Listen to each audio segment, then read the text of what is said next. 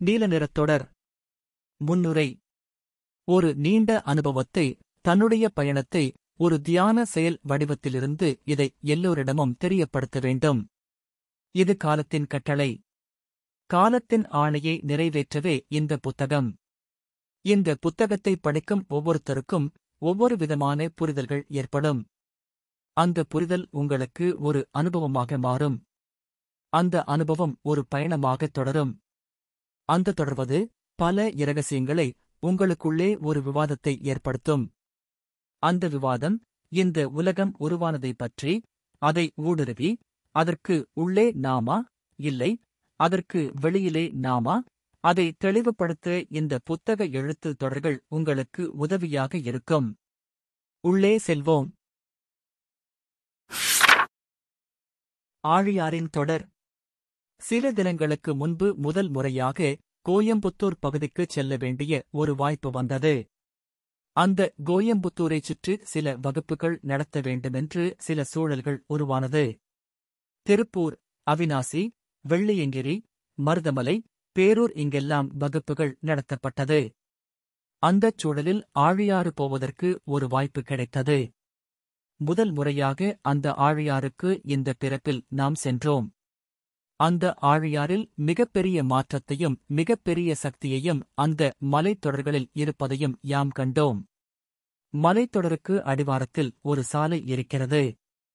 அந்தச் சாலையோரமாக 2-3 கடைகளும் ஒரு பிரபலமான ஆசிரமம் இருக்கிறது. ஒரு சிறிய பேருந்து நிலையமும் இருக்கிறது. அதற்கு எதிர்முனையில் நதி சூழ்ந்த ஆழியாறு அணை இருக்கிறது. அப்பொழுது நம் அந்த அடிவாரத்திலிருந்து அந்த மலையைப் பார்க்கும்போது அந்த மலைத்தொடரை வாரி அணைத்துக் கொள்வது போல் ஒரு உணர்வுகள் ஏற்படுகிறது. வாரி அணைத்துக் கொள்வது போல் எனக்கு மட்டுமல்ல, அந்த மலைக்கும் ஏற்பட்டதாக நான் உணர்ந்தேன். என்னை பைத்தியம் என்று சொன்னாலும் பரவாயில்லை, அந்த மலை என்னுடைய மலை என்று கத்திக்கொண்டு ஓட வேண்டுமென்பது போல எனக்கு தோன்றியது. இன்னொரு சூழலும் எனக்கு உருவானது. அது என்னவென்றால், என்னுடைய சிறு வயதில் என்னுடைய கிராமத்தில் மாரியம்மனுக்கு சாமி கும்பிட்டு வீட்டிலேயே கஞ்சி ஊற்றுவது வழக்கம். ஊரில் உள்ள சிறுவர்கள் அனைவரும் கஞ்சி வாங்குவதற்கு சொம்பும் மாவிளக்கு வாங்க கிண்ணமும், அந்த சொம்பையும் கிண்ணத்தையும் தட்டிக்கொண்டு கூட்டமாக நிற்போம். அங்கு எனக்குத் தெரிந்த என் உறவுக்கார ஒரு பெண் முதியவர் சாமியாடத் தொடங்கினார். தன்னை மறந்து ஆடினார். கஞ்சியையும் மாவிளக்கையும் மறந்து அவர் ஆடியதை நாங்கள் பார்த்தோம். ஒரு பயமும் ஆச்சரியமும் எங்களிடம் இருந்தது. அதேபோலதான் இந்த ஆழியாறு மலையைப் பார்க்கும்போது எனக்கு சாமியாட வேண்டுமென்று தோன்றியது. இதுபோன்று நிறைய நேரங்களில் தியான வகுப்புகளுக்கு செல்வதற்கு முன்பு நான் தங்கியிருந்த அறைகளிலேயோ தியான வகுப்பு நடக்கும் இடங்களிலேயோ இதுபோன்று ஆட வேண்டுமென்று எனக்குத் தோன்றும். என்னுடைய உள் உணர்வு ஒரே வினாடியில் என்னை நொறுக்கிப் போட்டுவிடும். நீ அதற்கானவன் அல்ல.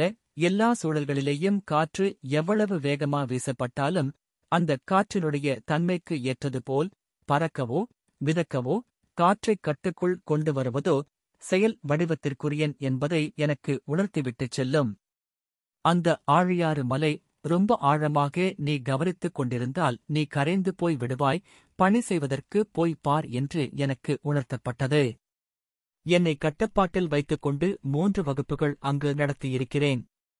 அது மட்டுமல்லாமல் அந்த மலைக்கு இன்னொரு திசையில் எனக்கு ரொம்ப பிடித்தமான திருமூர்த்தி மலையும் இருக்கிறது. அந்த வால்பாறை மலைத்தொடர்களில் பெண் சக்தி தீவிரமாகவும் இருப்பதை நான் கண்டிருக்கிறேன். 3 வகுப்புகள், அதில் 2 வகுப்புகள் அமாவாசை தினங்கள், ஒரு வகுப்பு மகாசிவராத்திரி. கடைசியாக ஒரு அமாவாசை அன்று அந்த வகுப்பை நடத்துவதற்காக முதல் நாள் இரவு அங்கு தங்குகிறேன். நான் வகுப்பு எடுக்கும் எல்லா இடங்களிலும் ஆன்லைனில் முன்பதிவு செய்து கொண்டே மாணவர்கள் வரவேண்டும். அப்படி ஒரு நடைமுறையை வைத்திருக்கிறேன். அவர்களுக்கும் நமக்கும் ஒரு நல்ல புரிதலை ஏற்படுத்துவதற்கும் கட்டணமே இல்லாமல் ஒரு தெளிவான தியானத்தை கொடுத்துவிட முடியும் என்பதை உறுதி செய்வதற்காக நாம் இந்த நடைமுறையை வைத்திருக்கிறோம். இலவசமாக கிடைக்கப்படுகிற எல்லா பொருளுமே தரமாக இருக்காது, தரம் குறைவாக இருக்கும் என்று ஒரு கருத்து இருக்கிறது. அதை முற்றிலுமாக மாற்றியமைக்க வேண்டுமென்பதற்காக காசு வாங்கிக் கொண்டு வகுப்புகள் நடத்துகின்ற அனைவரையும் அவர்கள் பார்வையை நம் பக்கம் திருப்ப வேண்டுமென்பதற்காக மிக உயர்ந்த தரமான உணவையோ மற்ற பொருட்களையோ நம் வகுப்பில் கொடுக்கப்படுகிறது. காசுக்கு தியானம் விற்பதை யாரெல்லாம் இந்த வேலையை செய்கிறார்களோ அவர்கள் குருமார்கள் அல்ல, அவர்கள் ஒரு வியாபாரி என்பதையும் ஆசிரமம் நடத்தும் முதலாளிகள் என்பதையும் டிரஸ்ட் என்ற பெயரில் இந்திய மக்களுடைய இயலாமையை பயன்படுத்திக் கொண்டு அன்னதானம் கொடுக்கிறோம், அவர்களுக்கு இது செய்கிறோம் அது செய்கிறோம் என்று ஒரு பெரும் தொகைகள் வசூலிக்கப்படுகிறது. கடவுள் பெயர்களையும் சித்தர்கள் பெயர்களையும் பயன்படுத்தியே இந்த வசூல் வேட்டை நடக்கிறது. இந்த சக்கரவர்த்திகளை குழைக்க வைப்பதற்காக வெளிநாடுகளிலேயோ உள்நாட்டிலேயோ தான் சம்பாதித்த பணத்தை மூட்டையாக கட்டிக்கொண்டு தலையில் சுமந்து கொண்டு ஆசிரமம் வாசலில் நிற்கிற அவலங்களும் நடக்கிறது. தான் ஒரு கடவுளுடைய அவதாரம், தான் ஒரு கர்த்தருடைய அவதாரம், தான் ஒரு சித்தருடைய அவதாரம் என்று சொல்லிக் கொண்டு ஒட்டுமொத்தமாக இறைவன் சார்ந்து எழுதப்பட்டிருக்கின்ற அனைத்து நூல்களில் இருக்கின்றதை படித்து வைத்துக் கொண்டு தானே ஒரு தியானத்தை உருவாக்கிவிட்டதாகவும் தானே ஒரு சக்தியை கொடுக்கப் போவதாகவும் தானே இந்த உலகத்தை இரட்சிக்கப் போவதாகவும் பஜனை பாடிக்கொண்டு திரியும் கூட்டத்தை வேரோடும் அந்த வேரிலிருக்கும் மண்ணோடும் சேர்த்து பிடுங்கி வீசப்பட வேண்டும் என்று ஆழியாரில் எனக்கு உணர்த்தப்பட்டது. அந்த மரம் அடுப்பெரிக்கக்கூட உதவாது என்று மனிதர் கண்ணில் படாத இடத்தில் வீசி எறிய வேண்டுமென்று சொல்லியிருக்கிறார்கள். ஒரு காலகட்டத்தில் இந்த பாரத தேசத்தில் கடவுளை விற்று கொண்டிருந்தார்கள். இப்போது இத்தனை ரூபாய்க்கு இத்தனை மணி நேரம் தியானம் கிடைக்குமென்று கூவி கூவி தியானத்தை விற்று கொண்டிருக்கிறார்கள். அந்த களங்கமான மனிதர் கூட்டத்திற்கு அருகாமையில் நானும் நின்று கொண்டிருக்கிறேன். மக்கள் என்னை பார்ப்பதல்ல, மக்களை நான் தான் சென்று பார்க்கிறேன். அப்படித்தான் அந்த ஆழியாறு வகுப்பு முன்பதிவு தொடங்கியது. நான் நடத்திய வகுப்புகளிலேயே மிகக் குறைவானவர்கள் அந்த வகுப்பில்தான் வந்திருந்தார்கள். வகுப்பிற்குப் போவதற்கு முன் நான் தங்கியிருந்த அறையில் சற்று ஆழ்ந்து தியானித்துக் கொண்டிருந்தேன். அப்பொழுது என்னுடைய சுவாசத்திற்குள்ளே ஊடுருவி தியானத்திற்குள் மிக உயர்ந்த ஒருவர் எனக்குள்ளே ஐக்கியமாவதைக் கண்டேன். அந்த கணமே என் உடல் படபடப்பாகிவிட்டது. எனது உச்சி முதல் பாதம் வரை ஒரு மின்சாரம் பாய்ந்தது போல் உயிர் இருந்தும் உயிர் இல்லாதது போல் உணர்ந்தேன். அப்பொழுது என்னை ஒரு நிசப்தமான அமைதிக்கு எனக்குள் ஊடுருவியவர் என்னைக் கொண்டு வந்தார். என்னுடைய அனுபவத்தை மேலும் பெருக்கிக் கொள்வதற்காக அவர் அடைந்த சில உயர்ந்த நிலைகளைப் பற்றி எனக்கு விவாதித்தார். அவர் விவாதித்ததை அப்படியே நான் உங்களுக்கு ஒப்படைக்கிறேன். முதலில் இந்த தியானத்தைப் பற்றி அவர் எனக்கு தெளிவுபடுத்தினார். புருவ மத்தியை கவனிப்பது, சுவாசம் போகும் 2 மூக்கு துவாரத்தை கவனிப்பது, இதய மையத்தை கவனிப்பது, இந்த சக்கரங்கள் இருக்கும் இடத்தை கவனிப்பது.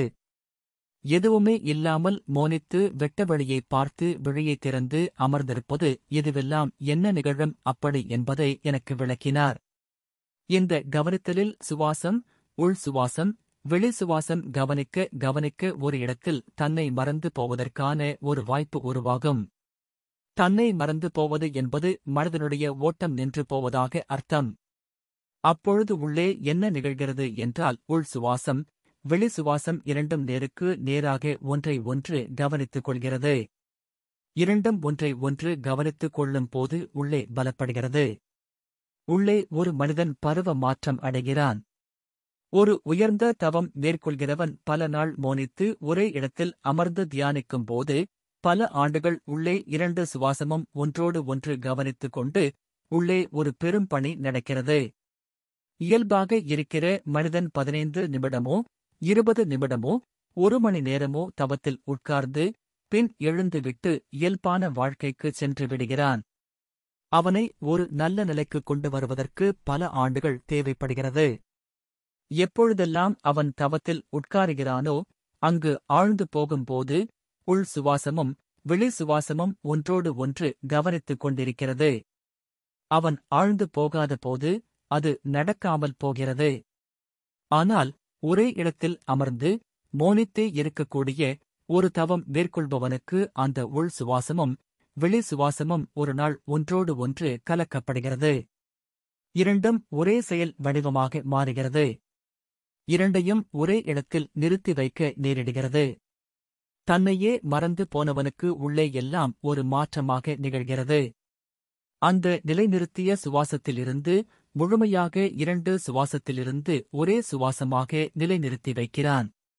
2 வடிவமாக இருக்கக்கூடிய சுவாசம் ஒரே வடிவமாக அது வாகித்து நிலைநிறுத்தப்படுகிறது.